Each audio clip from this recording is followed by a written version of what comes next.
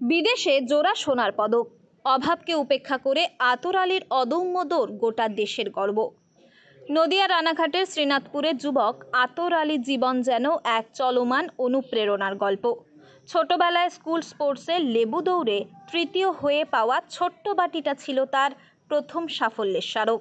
কে জানতো সেই শুরুটা একদিন তাকে নিয়ে যাবে আন্তর্জাতিক মঞ্চে, বিদেশের মাটিতে এনে দেবে জোড়া সোনা। আতর আলীর শৈশব কেটেছে চরম দারিদ্র্যের মধ্যে। বাবা মা দুজনেই অকালে চলে যাওয়ায় দিদির কাছেই তার বড় হয়ে ওঠা। আতর আলী বলেন, দিদি আমার বাবা, দিদি মা, দিদি বন্ধু।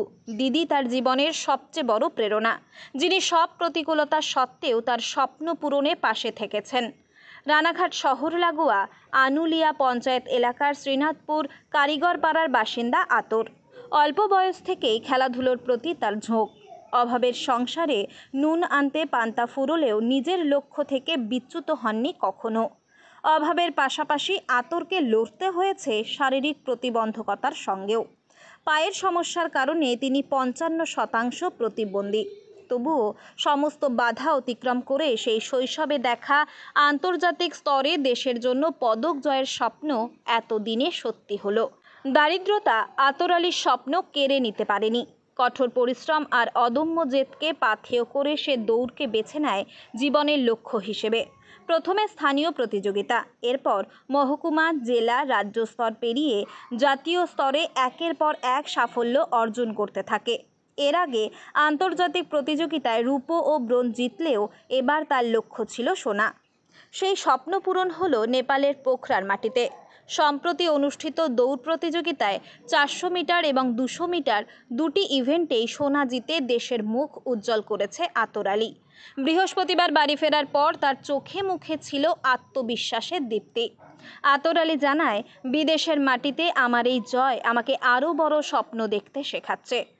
তার এই যাত্রা কেবল সাফল্যের গল্প নয়, এটি দৃঢ় সংকল্প, কঠোর পরিশ্রম এবং অদম্য ইচ্ছা শক্তির এক উজ্জ্বল দৃষ্টান্ত।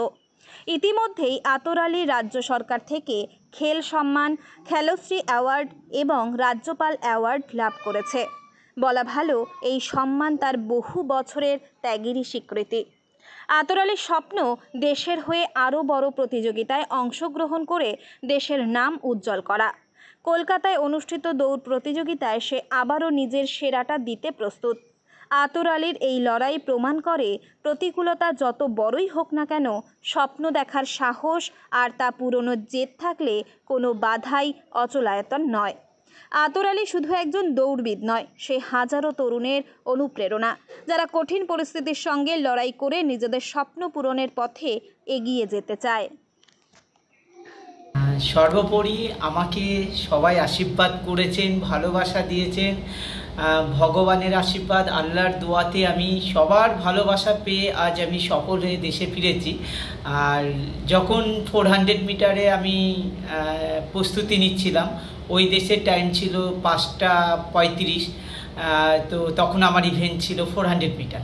তো 400 মিটারে আমি যখন নামি, তো তখন তো আমার ভীষণ ভয়ও লাগছিল এবং আমার সঙ্গে 8টা কান্ট্রির কম্পিটিশান হলো। তো সেক্ষেত্রে তো আমি ভীষণ ভয় পাচ্ছিলাম। তো যখন স্টার্ট হলো, আমার যে স্টেন পাওয়ার ছিল সেটা যখন আমি আস্তে আস্তে অ্যাপ্লাই করতে শুরু করলাম, তো তখন দেখলাম যে আমি এদের থেকেও বেটার, তো আমাকে আরেকটু ফাস্ট টানতে হবে। তো আমি অনেকটাই ডিফারেন্সে আমি 400 মিটার কমপ্লিট করেছিলাম। তোমার সঙ্গে কে কে ছিল, কোন কোন দেশ? আমার সঙ্গে ছিল নেপাল ছিল, ভুটান ছিল, কাজাকিস্তান ছিল, আরও 2টো কান্ট্রি ছিল, আমি ঠিক নামগুলো ভুলে গেছি।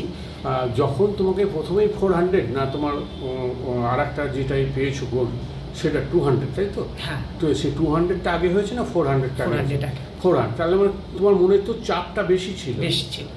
আর এই যে জয়, এই জয়টা কাকে উৎসর্গ করবে? এটা আমি সবার মাঝখানে আমি বিলিয়ে দিতে চাইছি, এই কারণেই আমি সবার জন্য এই জয়টা আমি তুলে ধরেছি। কারণ আমার মতো যারা প্লেয়ার আছে আমি তাদেরকেও বলবো মাঠে আসার জন্য, এবং যারা কামিং নিউ বাচ্চা তাদেরকেও বলবো তোমরা মাঠে এসো, আমার মতো এই জায়গাতে আমরা তোমাদেরকে দেখতে চাই। তোমার প্রেরণা কে?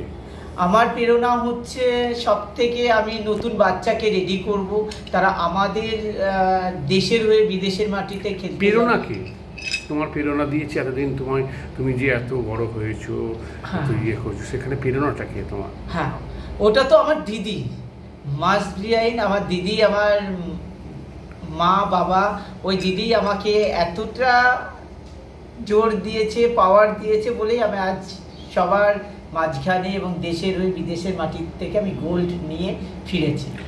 কোথায় হয়েছিল এটা পোকরা নেপালে? নেপালে। কি নাম তোমার? আতর আলী।